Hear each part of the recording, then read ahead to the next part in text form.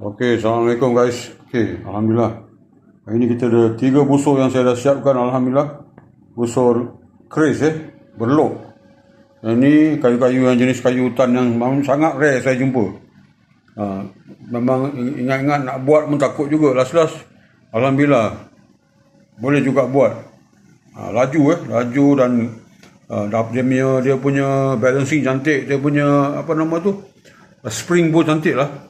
Laju dan tepat InsyaAllah. Kayu dia special, betul-betul berlok kayu dia. Mak Saleh panggil, kalau kat negeri orang putih orang panggil ni snaky bow. Kayu yang macam ada ular sikit dia punya, nampak dia punya tepi tu. Saya panggil kayu keris abang sebab dia berlok.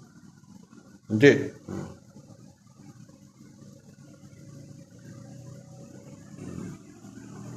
Ada satu batang pokok aja yang saya ambil. Lepas tu dah tak ada lagi dah. Mungkin boleh buat dalam 6 batang saja. Ataupun 7, tengok. Besok nak buat yang panjang pula. Yang ni 45 inci dengan 32 inci. 45 inci dua. Satu ni 36 inci. 32 inci, sorry. Alhamdulillah. So yang ni akan saya anukan esok pagi. So saya tengah clamp sebab dia tengah mengkok kan. So tengah panaskan tadi. Keras kayu ni, memang kayu keras. Alhamdulillah.